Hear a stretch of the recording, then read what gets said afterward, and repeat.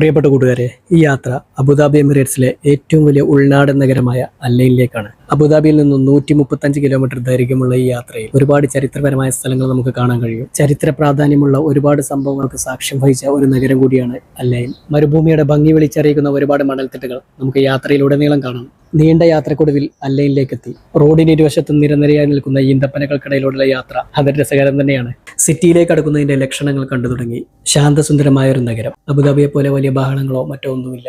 UAE രാഷ്ട്രപിതാവായ Sheikh Zayed bin Sultan Al Nahyan തന്റെ കുട്ടിക്കാലം ചെലവഴിച്ചത് അല്ലൈനിലാണ്. നഗരത്തിലെ സിഗ്നലുകൾക്ക് പോലും ഒരു രാജകീയ പ്രൗഢിയുണ്ട്. അല്ലൈനിലെത്തി ആദ്യം തന്നെ ഞങ്ങൾ പോകുന്നത് സ്വഹാബി വര്യനായ കഅബ് റളിയല്ലാഹുവിന്റെ മക്ബറയിലേക്കാണ്. മണലിലൂടെ കുറച്ച് ദൂരം കൂടി പോയാൽ മാത്രമേ മക്ബറയിലേക്ക് എത്തുകയുള്ളൂ. നീണ്ട ഒരു ചുറ്റുമതിലിനുള്ളിലാണ് മക്ബറയുള്ളത്. അതിനകത്ത് ധാരാളം ഖബറുകൾ വേറെയുമുണ്ട്. മതിലിന്റെ ഒരു ഭാഗത്ത് ചെറിയൊരു ഗ്യാപ്പ് ഉണ്ട്. ആ ഗ്യാപ്പിലൂടെ നോക്കിയാൽ മാത്രമേ ഖബർ കാണുകയുള്ളൂ. അവിടെ എല്ലാവരും കൂടി നിന്ന് പ്രാർത്ഥിക്കുന്നുണ്ട്. ആ പ്രത്യേക രൂപത്തിലുള്ള ഖബറാണ് സ്വഹാബി വര്യനായ കഅബ് റളിയല്ലാഹുവിന്റെ ഖബർ. ഖബറിന്റെ അടുത്ത് നിന്നും സലാം പറഞ്ഞ് പുറത്തിറങ്ങിയതിനു ശേഷമാണ് ഇങ്ങനെ ഒരു പഴമയുള്ള കെട്ടിടം കണ്ടത്. പരമ്പരാഗത രീതിയിലുള്ള ചുടുകട്ടകൾ കൊണ്ട് പണിത ഒരു പഴയ വീട്. കാണാൻ നല്ല ഭംഗിയുണ്ട്. ആ വീടിനോട് ചേർന്ന് തന്നെ വലിയൊരു ഈന്തപ്പനത്തോട്ടവുമുണ്ട്. പഴുക്കാറായി നിൽക്കുന്ന ഈന്തപ്പനക്കുലകൾ, അതിലേക്ക് വെള്ളം വരുവാനായി ചെറിയ കൈവരികൾ, എല്ലാം വളരെ നല്ലൊരു കാഴ്ച തന്നെയാണ്. മാനത്ത് അമ്പിളി പ്രത്യക്ഷപ്പെട്ടു. സമയം 7 മണിയൊക്കെ ആയിട്ടുണ്ട്. പക്ഷെ ഇപ്പോഴും ഇരുട്ടായിട്ടില്ല. UAE ഒരു പ്രത്യേകത തന്നെയാണത്. ചില സമയത്ത് അങ്ങനെയാണത്.